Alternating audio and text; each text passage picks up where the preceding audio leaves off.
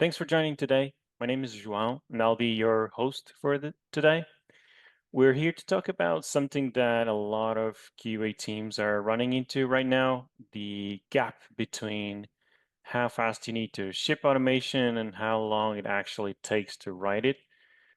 Today, we're going to show you how TestRail is helping close that gap with AI and the newest feature, AI test automation, available with TestRail version 10.2, which is now available to everybody. So before we get into it, I want to introduce you to the people who are going to make this session worth your time. So first, we've got Chris Faraglia.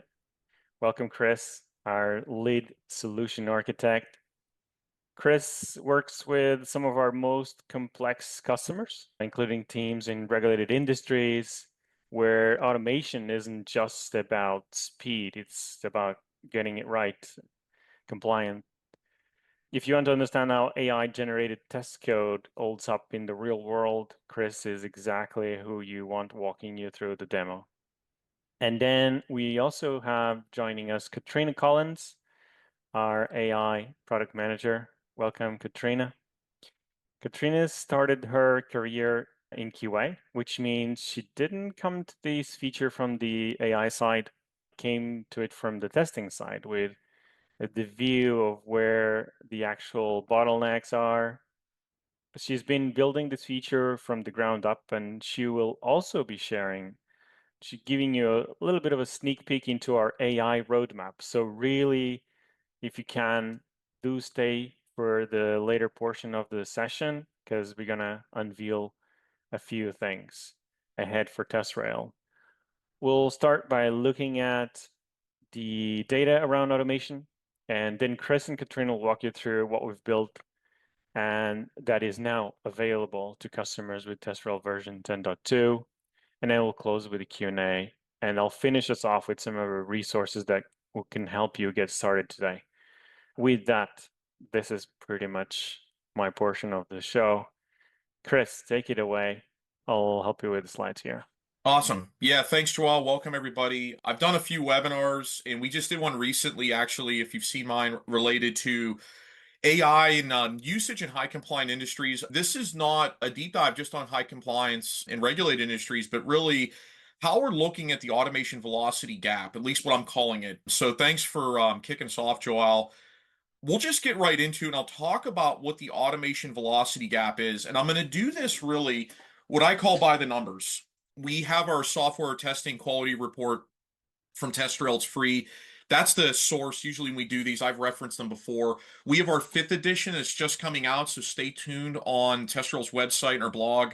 So if you're curious about these numbers and some of the new metrics even, we're just going to be publishing the 5th edition. But the automation velocity gap, for me, is really this concept that we're going to show with some metrics on where does automation, not only does it break down, but how do we get velocity using automation, leveraging it, and keeping up with AI in terms of the developer stack, doing the same thing with our quality assurance, QA engineering, test engineering stack. So some of these metrics, I pulled a couple and I just want to talk about them. This first one, again, this is directly out of our software testing quality reports, a free report. This has driven some great insights. I know Katrina and the product team has this concept of really driving decisions with data, and this is some of the good data points where when we look at what teams are using, this is pulled from over like 2 to 3,000 of our user and customer base. Really, what are our team's objectives around testing and QA right now? And one of the biggest areas, right, in a scale of 1 to 12 here, we're biggest thing we look at is increasing test coverage, reducing bugs, and one of the biggest things is automating more tests. And these things really work together because the more tests that we can automate, the more test coverage we can generate and increase, actually, we're going to reduce those late stage bugs in production or things that are going to destabilize our production environments. So this is something really that is big motivation, this idea of velocity and automation, and how can we get from requirement maybe to manual test case. We'll talk about that in a little bit around our feature demo. But then from manual test case directly to some workable automation code that allows us to start really increasing execution from an automation perspective. So you can see from this survey, automating more tests, reducing bugs, and increasing test coverage. And these all three work together. And these were the top ranked items for this specific survey. So we'll look at another one, kind of going on the same theme here, but this is a little different, right? We talk about code base generation where we're actually going to be showing, right, going from requirements to maybe manual test directly to some type of automation, runnable automation source code, which is really the core of the feature that we're here to highlight today. And I think it's really interesting. This next kind of metric kind of talks about, on average, how many tests are organizations running again out of our, 2 to 3,000 polled members or participants in our software testing quality report for this fourth edition. And 41%, this was really shocking to me a little bit, with all the new AI features, tooling, and the speed that our development teams are moving, right? Not quality assurance teams or test focus roles, our development teams moving with AI. Just under half, 41%, the largest majority of teams are automating less than 100 or running a less than 100 tests a day. That's really not a lot of volume, even for a small scale project. It's not a lot. We kind of find that the majority now really, or the sweet spot is between 101 and 1,000 tests. We have 33%. And then really high volume, 1,000 or more automated test sequencing and running, likely in some CI/CD configuration, are pretty few and far between. And the reason I think that that is, and it takes a lot to create really rapid, scalable test automation, whether it's UI or API in this case. So I think that's one area that we're really trying to give velocity in the hands of our TestRail users, is to try to flip some of these metrics to allow more rapid creation of test automation, give you more stable tests to run more frequently and more often to improve your quality.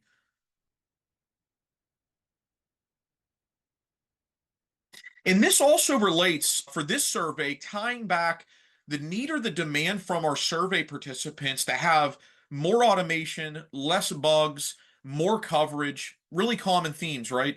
Running more tests. We know that overall the survey participants are saying they're not running a whole lot of tests per day, or at least what they would want, less than 100 in most cases, almost 50% of the time. So what does that really look like to match our development or software engineering cadence on the development side? So this survey looks at the year 2022 and 2023 in comparison, and roughly 51% of teams in this case are shipping new releases about every 2 weeks. In this case, that doesn't surprise me. A common, agile interval, Scrum agile interval is a 2 week sprint cycle. Even if you're running like more of a scaled agile framework where you're running like a PI or some equivalent thereof, usually increments are chunked every few weeks where we're releasing something. And this means that we have to develop automation faster. We have to release with good, stable quality. And we have to do this to really keep up.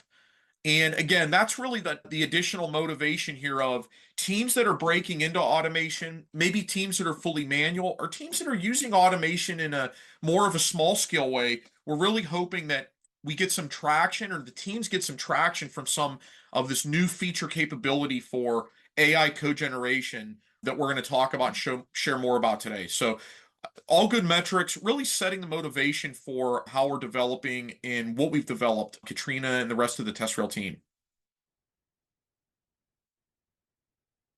So when it comes to tooling, and I know we're going to have actually, we'll talk about what tooling. I know everybody's probably thinking you're generating automated test code.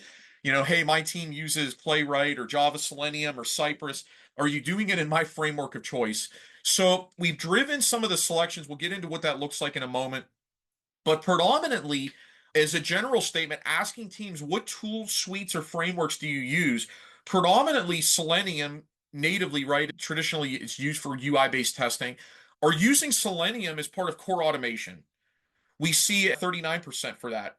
19% use Playwright, and they're not specifying which stack, but predominantly JavaScript, Node.js is what I'm assuming. We didn't ask that granularity in this survey question. And then we look at some of the other kind of tertiary ones with Cypress, using Cucumber as a BDD framework, TestNG is a supplementary assertion or library that is common with like Java Selenium. So this kind of gives a landscape that have driven some of our initial implementation decisions for how and what platforms, frameworks we're supporting for this initial release of our AI code generation, test automation generation feature. So, what are some real takeaways before we kind of move into the approach that we've taken? So, the first takeaway I think is really clear is coverage is really top priority. But teams are having trouble based on our survey respondents, and I talked to lots of teams, maybe some of those of you are on this call, new onboarding TestRail customers, even existing TestRail customers looking to optimize and best practices. And coverage is really the biggest priority. Teams are having trouble scaling automation fast enough. And for those that do manual testing, test backlogs usually continue to grow, not shrink. So it's hard to go from manual to automation and reduce what you're doing manually and shift it to automation. And increasing coverage across the way using automation, it's not easy. Teams are also operating at fairly low automation scale. Like we talked about some of the survey numbers. And, when I look at large scale automation, I mean, I led, managed, and worked in the space for like many years. We would run thousands and thousands of tests. Running fewer than 1,000 tests, even on a small scale application, likely means you're not getting the coverage you want, which is number one here on this list as well. So this plays into each other. And we're running automation really to low scale. And really, why is that? It's not easy to create high volume quality automation rapidly. You may have an automation expert on your team. You may have developers that are writing these, but they're also juggling development and even unit test responsibilities. So giving users and end users a tool to accelerate this was one of our main goals. And then the third thing here is we talk about release velocities accelerating, but a lot of times testing can't keep up. And that's been something that's happened in the market for a long time, where we know that we want to continue to increase test coverage. We want to rapidly automate and iterate to be able to achieve that. And the teams are being asked to release at a pace that we really haven't seen from prior period from development, right? Why is that? We're using AI driven tools, capabilities, product demands, CI/CD driven automation, where we need to run and execute faster than ever. And really, it comes down to tooling isn't necessarily the issue because I think we have great tools, right? A lot of teams now are gravitating toward a lot of features and capability in tools like Playwright. We've had long-standing support, community support for open source platforms like Java Selenium. So I think we have the tools available, but the effort and even maybe the maintenance to regenerate scripts, maybe just to start and build the initial script to have something running, it could be high. And especially teams that are new with automation, and it's still a resource heavy, both skill resource and time resource heavy, barrier to entry. And then the last thing here is the bottleneck really is test creation, as I mentioned, not execution.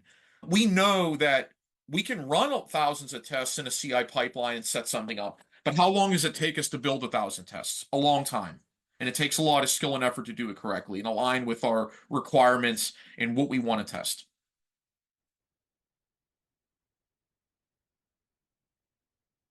So now that we talked about some of this motivation, right? I talked about all these metrics, all these things that we know, I'm sure everybody in the call knows, but how do we really create a solution to address that? And I won't steal too much thunder from Katrina. I will talk about the feature, but the product team, and I know Katrina in the TestRail has done some great work here, to create an AI-powered test generation feature that allows us to get some real speed and velocity. And that's what we're going to show. So the first thing I want to mention, and you'll see this inside of TestRail, you'll hear us talking about it. I've had people ask me, like, Chris, what is the Sembi IQ thing? Sembi IQ is actually our AI engine that powers our products across the Sembi portfolio. So Sembi IQ in this case is really our core pillar for AI-based features that provide secure, really scalable, and seamless integration in this case, with TestRail's features going from requirement to test case to even now generating actual automated code frameworks and artifacts. So this is really the driver for our AI-based adoption at TestRail, and you'll hear more when Katrina talks about more things coming. It's going to be Sembi IQ. So if you see this logo or you hear about it, that's really what this is. So what is this AI test automation generation really doing? What does it give us? So you'll see a little sneak peek screenshot. We're going to do a feature demo here in a moment, but it really is aimed at giving us really three kind of core value areas for the end user, whether you're an automation engineer, whether you're doing manual testing and you want to actually get involved in contributing to automation or just setting up an automation framework for the first time. This allows us not just about speed, but it's giving you value-based output for one, getting to structured test automation literally in seconds. You can specify context, leverage an existing manual test that you have, and the more context you give it, the better it's going to be. Just like any AI-driven contextual kind of environment, the more that you give it, the better the output's going to be and allow you to iterate on that. But we're really targeting speed to structured automation code and not just snippets, but actual entire framework just in seconds. This breaks down that barrier to entry and that whole velocity of automation gap that I talked about in the beginning. We talk about end guidance. A lot of teams have maybe people that are switching over from more manual to now automation focus roles because the need is there, but may not be completely up to speed on what we want to test, how exactly automation is working to achieve that. So we have great guidance, commented, annotated, step-by-step code that's well documented in line, native in the language framework of choice. We'll see more about that. That allows you to have real guidance on what is happening in your script, that allows you to modify it yourself, that allows you to use our interactive chatbot to make modifications and regenerate and really understand what Sembi IQ engine is giving you in this context. And then the last thing here, and I already mentioned, is control, where it allows you to iterate just like you would AI chatbot based tools, popular ones, for instance, like ChatGPT, where you can iterate on refinements based on the context or the contextual information that you presented with it initially by giving it more commands, iterating through to really get to where you want to go from an automation code perspective. So some of the tools, and I know everybody's dying to know, what tools are you going to support? Currently, for the initial beta release, we're supporting platforms, as you saw in my earlier slides, for Java Selenium, actually Java leveraging Playwright, and we're also supporting BDD frameworks such as Cucumber in these environments. We're supporting Python as an initial language, Python Selenium, and also Python Playwright. And it's also common, we've had user feedback for leveraging Behave. And also, obviously, standardized unit frameworks, unit test frameworks that are leveraged commonly in these tools like JUnit and obviously Python PyTest are used inherently for assertions. So this will be our initial set of support that we'll do for the 10.2 release that's already live, as Joao mentioned. But we do want feedback, and you'll notice additional frameworks coming. There should be a survey that has popped up, and we encourage everybody to select the additional kind of framework combinations for both UI, and then you'll see at the end there we mentioned like frameworks like Java Rest Assured or even Java Karate, which are traditionally really more driven for API-based automation. Obviously, these that I'm showing today for the Java stack and Python for Selenium Playwright are UI-based. So go ahead and select those. That'll give us great input for Katrina and the team as we move forward for further iterations of the feature. So really quick, how it works, and I promise we'll get into a visual demo. For those that are not familiar with TestRail, TestRail provides what I like to call our test case library or test case entity. And these test cases can be manually created, or those test cases can be created with our AI feature that we released a few months ago that goes from requirement to TestRail test case. Once we have a test case selected in TestRail, we're just going to choose it. We're going to select the actual icon that initiates the test automation code generation using Sembi IQ. We're going to pick our framework and language. So we just talked about we're now using Java or Python, Selenium in this case, or Playwright as a framework.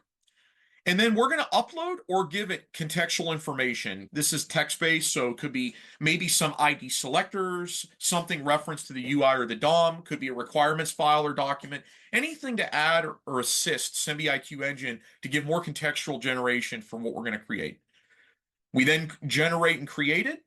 We'll generate our automation, and then we're going to refine through our chatbot style interaction to modify via prompts, modify framework attributes, maybe add selectors, maybe you want to remove or add some additional features or tests. And then at that point, we're going to give the users the ability to not only just copy code snippets, but download the entire comprehensive runnable framework, which is really, we feel like, not only important, but a differentiator where we can actually provide end users with runnable, downloadable full frameworks for test automation.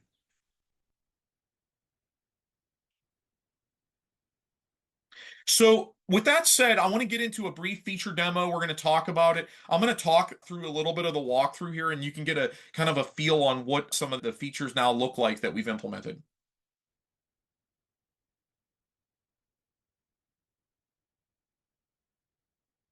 So you'll see we launched the actual test case library in this case, and you'll notice that once we're here, you'll have an actual icon that identifies or signifies whether it's been automated with AI or not.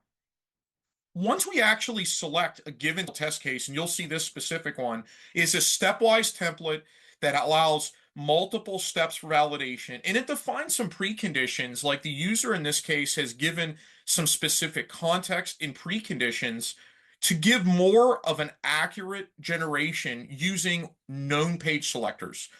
You don't have to do that in this case, but the more information and the more contextual awareness you give it, the more accurate and verbose the output will be in terms of automated code generation. But again, it's not required. You can give all the details that you have available, and then you can iterate in the feature once the code is then generated. So you'll notice the Automate with AI button now that we've had our test case provides us with the prompt to initiate automated test generation of the actual automation framework code. We can provide it a variety of contextual information. You'll notice here it could be element selectors, data variables, environment details, conditions, constraints, anything that you want to do in a text format. So that'll happen in the lower text area. And you'll notice that we have some prompts that are already there to tell you what you can add. Once we now do that, we have the option to select the framework and language, which relates to what I mentioned earlier. So we can select Java or Python as an automated framework or language. And then the framework corresponding, in this case, we mentioned we're providing Selenium and Playwright support based on our user feedback. But again, continue to vote or use your votes and continue to give us great feedback, and that may drive our selection for these. So you'll notice we've selected Java and Selenium. I can set that as a default where that always will generate, or we can prompt every time. In this case, we selected that's going to be our base. Maybe our team is working in Java Selenium. We also can upload contextual files in this case, which allows us to better aid in, again, the contextual awareness or accuracy or verbosity of what we're going to get from a code perspective. If you have selectors, AI technology will leverage those. And if not, that's okay. So you'll notice we just click generate now with the base knowledge that we had, some preconditions and steps, using Java Selenium as a selected framework and language. And we're now presented with generated Java code, not only monolithic code. For those that are familiar with test automation, we've actually generated both structured imports, a decomposed page object model that allows Java objects for both the page, in this case, a login page, inline comments that allow us to replace various areas. So, for instance, everything is following Java doc specifications for comments. It's easily readable. You can generate Java docs if you want it off of this. We have our essentially test class with individual test steps and assertions. In this case, this is using standard JUnit 5 type assertions for the tests. And then the last thing, which again is really a differentiator for us, is we're using Maven in this case to leverage and embed our dependency management directly inside of this. So we're leveraging, in this case, like I said, Maven in a POM file. In this case, we call it a config.xml to resolve our Java-based dependencies and allow us to have a full project configuration that allows us to go from essentially no code, from a requirement, a base set details in a test case, which you just saw, to now being able to iterate on workable Java source decomposed into page objects with a Maven POM file, with everything really outlined and stepwise defined, which really allows us to have that velocity. And you'll notice now that we've created our test, we can actually click View Automation, and this shows the generated automation source, both the imports, the actual Java file or Java object in this case in Java file. And we can actually now download these as an artifact, not just copy paste. So you'll notice we download these as a zip file locally. This is on a Windows machine. And we can open these directly in common code editors. In this case, we're using VS Code. And we now have a not only a code snippet, but a fully downloadable, structured Java Selenium project that allows us not only to just have, again, single Java objects, but decompose page objects. We leverage a utils for setting up WebDriver and WebDriver Manager. And we have a fully structured README that allows the end user, especially if they're newer, to identify how to run and install. In this case, we're using Maven as both a build, compiler, and dependency management tool for Java, which is very common. So we're following the instructions to run the Maven installation commands, resolve the dependencies, which you're seeing now inside VS Code, and then actually run our Maven test command to actually execute automation. And in this case, you can see end to end, there was no manual coding at all. We went directly from a test case in TestRail, provide some contextual selectors, some information, generated our automation, and actually resolved, built, and configured a framework and a combined project without any manual intervention. This was all generated by Sembi IQ. So this really gives us a lot of power to be able to then scale. And you'll see we're running the Maven test command as well. So we did a Maven installation, ran our Maven clean and compile, and then our Maven execution for the actual test. Again, with no manual coding, no modifications, we ran these for the test scenarios. So this really gives us a lot of velocity now for our end users and hopefully a ton of value for those that are TestRail customers or prospects that may be interested and have not tried TestRail. We'll have some information at the end that John will give you on how to get access for a free trial for this feature. So with that, I'm going to hand it back to Joao. I think Katrina wants to talk about some roadmap and some insights. Yeah, thank you, Chris. This has been great. And Katrina's been busy trying to answer some of the questions through the Q&A section. Katrina, would you want to come up and talk about what's ahead?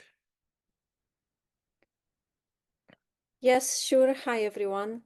I'm very excited to present to you these features. Thank you so much, Chris and Joao, for doing an excellent work as always. And let me get you even more excited of what is to come. So as you know, at the moment, we've been releasing beta features for you to enjoy, powered by AI, but our roadmap covers a bit more ground when it comes to this technology. So I'm very excited to share that in April this month, we will be releasing a new type of template, which will allow you to test and log the test results for AI-powered features. So right now, TestRail template supports pass and fail, and maybe a few other statuses that you can customize and add to your template. But we also added a new type of quality rating, which you can define and modify wherever you want to evaluate your AI feature against. So on top of pass and fail, you can add a star rating scores between 1 to 5 to evaluate your AI solutions as well. And then it will give you also qualitative insights into your overall testing results, which will hopefully allow you to decide whether your AI feature is ready to go to production or not. So stay tuned. It's coming very soon in just a few weeks. And the second feature we will be releasing is Prioritize with AI. And this feature allow you to focus on what matters most for you. So for example, it will use your history of execution from your past test runs, as well as your prompt instructions, and it will be able to help you prioritize and focus on testing what matters the most in your project, in your test run or your test suite. And the second one is MCP. So I know the model context protocol has been asked by a few of our customers in the last few months, and I'm really happy to tell you that we are working on it. And if you would like to join our pilot group, we're kind of trying to collect a small pilot group for MCP. And of course, in return, we would be asking for your honest feedback on this feature. And the MCP, for those who are not familiar, will actually unlock the standardized way of how AI connects to your test workflows and will help you to be gaining even more productivity and efficiency throughout your daily tasks. And the most exciting and final feature is the fully agentic workflows. So right now we're releasing these beta features for you to work with and use and enjoy using. But what we are working in the background is far more advanced AI capabilities. And of course, these agentic workflows will have access to your data in terms of your test cases. It will allow you to identify the duplicates. It will allow you to create and generate test cases without duplicates, with a full knowledge on your requirements and specifications from Jira's that you would choose to share with the system, and as well as many other perks that comes with this expansion. So stay tuned, and we will be announcing also pilot group for this POC as well shortly. And I think Jocelyn will be sharing with you the link where you can subscribe to our beta testing program. So all very exciting stuff. Yeah, the link is in chat for everyone that wants to opt in, and our team will reach out once you do. This is incredible. I mean, this list alone is really exciting. I bet it's exciting to you to come on stage, Katrina, and share a little bit more about this. This is coming, TestRail customers. Looking forward to this road ahead. Yes, and of course, there's been a lot of questions asking like data access and context and things like that. And just bear in mind that AI and LLM systems in general can only produce good quality outputs if it has a good quality inputs. But it will be up to you to allow access to all this data. So within agentic AI workflows, if you want an automation to be generated by AI that will align mostly with your expectations and your needs, then sharing more context with it will help, of course. So if you could share your existing automation projects with it, or any requirements and anything else, and write a very well-defined prompt is another very important thing to do, you're going to get a much, much better results and outputs from AI. That's a really good take. And I think you've had the same take as before with the first AI feature for test case generation. The more you give in, the more get out of it. I think more people get acquainted to that kind of rule. But that's a good way to start us on the Q&A section. So I know you've been busy typing away some of the answers, Katrina, but let's open up the questions for Chris as well. There's quite a few. We have a pretty busy Q&A section. Chris, do you want to take one that you've seen being asked more often? Yeah, I'll start to work through. We have a lot of questions. So thank everybody for the engagement. A lot of great questions. I'm just going to roll through some of these. If we don't get to your question specifically, you feel free to add it to the chat. We will do follow-ups. And there's also at the end here, we'll mention a way to reach us if you need to offline if there's any additional questions. So I'll try to get to everything, I promise, but great engagement from everybody. So let me just go through. So we talk about, give me one moment. Let me pull up my questions list. My list keeps scrolling. Do you have any recommendations on baseline or reusable prompts that users can follow for effective automation generation? From my perspective, I think the biggest thing for me, and I think what Katrina just mentioned, would be initial contextual reference or contextual awareness for what you're adding at time of generation is one of the key things. So prompting is more like, think of it as iteration or refactoring. Whenever a user initially prompts, especially for UI-based tests, you've seen the example that we had some additional selectors. So even if you're not really an expert at UI-based automation, identifying some selectors of some elements or giving it some DOM level information can greatly improve the output, as Katrina just mentioned.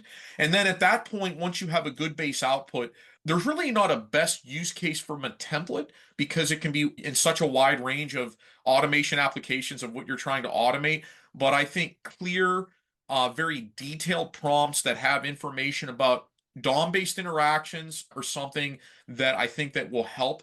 So again, give it a try. We'll have information at the end for free trials. That would be really the best path for me. But good question. So I have a question also. No, that's just excited to start using the new test automation generation feature. Again, we'll have more docs and things available. So Anil, appreciate the comment there. Leica asks, is there any tutorials available on how to integrate our current projects with the AI? So TestRail, from an integration perspective, we have a ton of resources. We do have a TestRail Academy for AI-based generation, and we have a ton of support docs. If you have questions on how to integrate or how to best use some of the TestRail's AI features, I would say go to TestRail Resource Center or the TestRail Academy for some of our online-based training. And then additionally to what Katrina mentioned, both around some of our agentic workflows and support for MCP, that'll greatly enhance the ability to do more external integrations as well. We have anonymous attendee says, when will Cypress framework will be available? I don't have any dates. I don't know, Katrina, if you want to talk a little bit about any timeline for adding many additional frameworks and languages. I know we had the survey and it looked like Cypress was maybe in the top 3 or 4. I don't know if you have any insights on roadmap on Cypress or other tools, other languages or frameworks being added. Not at the moment, no, because we're still doing market research, and that's why we did the poll to understand what next frameworks and languages we should focus on first, and then we will carve it in the space on the roadmap. But I don't have the definitive answers yet, sorry. Awesome. But thank you guys for the input because that definitely helps us. Tamitup mentions, for the beta POC, I hope there'll be enough time to fully test this feature before my team can actually pay or actually do a full onboarded TestRail subscription. We have links at the end. Joao will mention, I believe, Joao, we're doing 30-day trials. Correct me if I'm wrong. I believe 30-day TestRail trials, which would include for cloud. You can enable this beta feature so you have 30 days to evaluate. And during that time, be happy to work with someone from our sales team to answer questions, provide some demos or support. So Yeah, you should have you're enough right. time. That's it. It's just I'll just add there, Chris. So 30-day trial, free trial. The AI feature comes activated by default. And yeah, like you mentioned, there's a TestRail Academy course just on AI-based generation. So the test generation and test code automation, they're both of the courses are available for free for anyone that joins the Academy. So a lot of resources together with the docs that you mentioned. Yep. Awesome. Anchor has a question, and actually, this is a great question. Can it automate in BDD like a feature file and step definition? So the example that we actually just gave, and I know it was kind of quick, actually was running Java Selenium. You can prompt for that, and we do have full Cucumber support, so it'll generate a feature file as part of the output. It'll generate corresponding step definitions, and so we have Cucumber support. Go and give it a try, Anchor. Bunch of questions coming in, so we do have a question related to how can this new feature be integrated with Ranorex? So Ranorex is part of the Sembi portfolio. I won't speak to that in this call or in this webinar. I know Ranorex obviously has its own AI-based timeline, but I appreciate you mentioning. And Sembi IQ, as I mentioned earlier, is part of implementation of AI rollout across the Sembi portfolio. So stay tuned for more on that.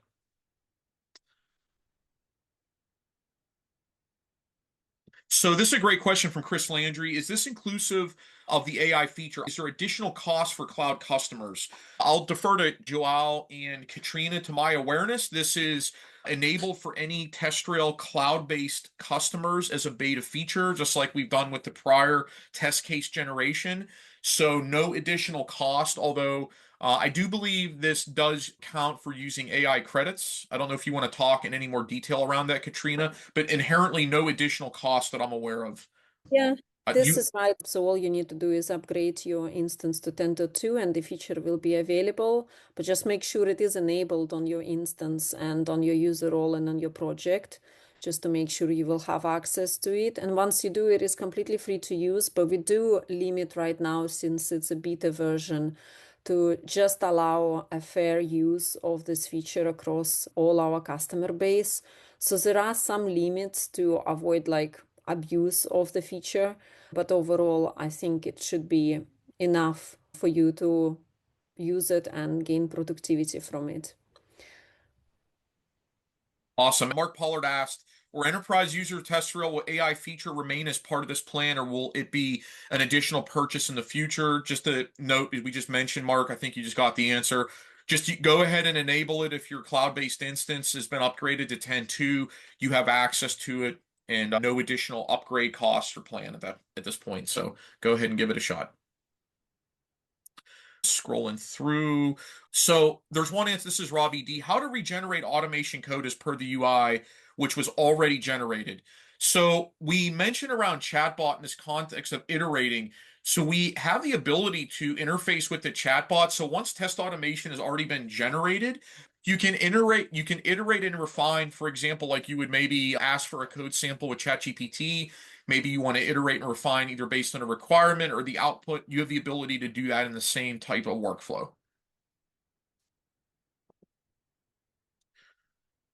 All right. Chris Landry says, thank you, Chris. I appreciate that, Chris. Great questions and feedback.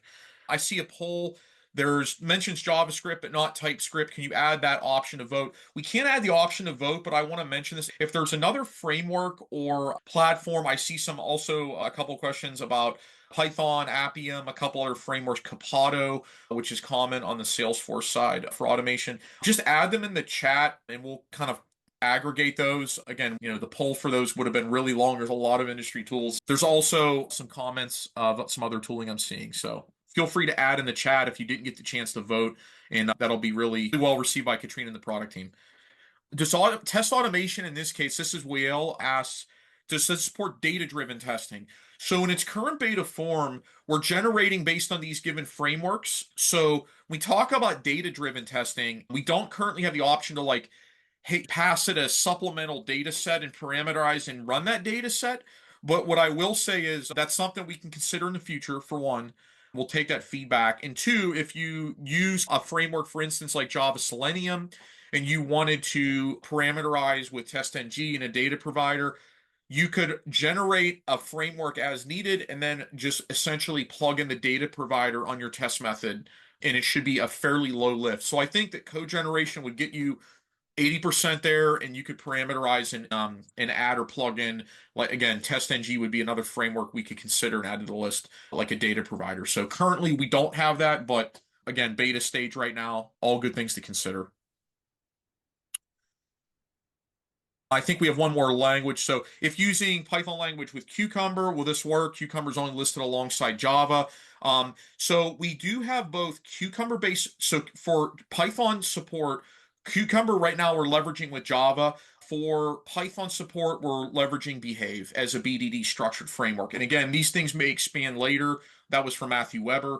Again, feel free to add a comment in the chat if there's any other combinations. And I figure we get a lot of feedback from the user base or from the group here today. Again, all things as considered moving forward to add. So going through, let me grab one more. So I think one of the questions Neil has in the preconditions, if you link another manual test case and TestRail, is it smart enough to take into consideration when creating the actual automated tests? So from a preconditions perspective, it absolutely will take into account any precondition, whether it's a UI-based selector, some additional contextual information, something related to like an actual like software requirement. That will take that, it is smart enough to take that into account when consideration when creating the automated tests. So definitely leverage and utilize the preconditions whenever going ahead and creating off of a manual or a TestRail test case when you're using CodeGen. So I think we're about 10 minutes to. I want to leave some time for Joao to give us some resources and wrap up. I don't know. I think that was our last question, Joao, maybe, if we have time for. Do you want to take it over? And I guess if there's any questions we couldn't get to, there's still like a bunch. Feel free to add comments to your chat. And again, we'll give you some resources to follow up. But really great questions, everybody. Yeah, thanks, Chris. Yeah, I'll wrap this up. This is worth noting because we mentioned a few resources throughout some of the live Q&A. But yeah, like you mentioned, if you start a trial, you have a free trial. If you're a TestRail customer, upgrade your instance to 10.2. You can have the feature available to you. Make sure there's just that the admin person has enabled it for that specific project or for that specific group of people. So just making sure that you are seeing that feature on your instance. So you'll open any test case in TestRail like we saw in the demo, and you have the option to generate the automation code. So the follow-up email you'll get with this recording, you'll get a ton of resources, all of the documents and all of the extensive articles we wrote and how to best leverage these capabilities. But then the guided walkthrough. So the TestRail Academy course that guides you step by step on this AI test script generation, that will be sort of the best place to start with if you want more of that step-by-step guidance. And you'll see screenshots that will guide you through the experience. Again, all of the questions we couldn't get to, we'll try to sum them up and try to include them into the resources we put available to everyone. It's just a full package of information for you guys to consume. But that's it really for today. In the follow-up email, we'll get all of the recording, all of the resources I just mentioned. And I want to thank Chris and Katrine for being here today, and for all of you guys' engagement that's been incredible. Thank you so much for taking the time to ask your questions, to be here today. Really appreciate everyone. And thank you once again. Have a great rest of your day. We'll see you soon. Bye-bye.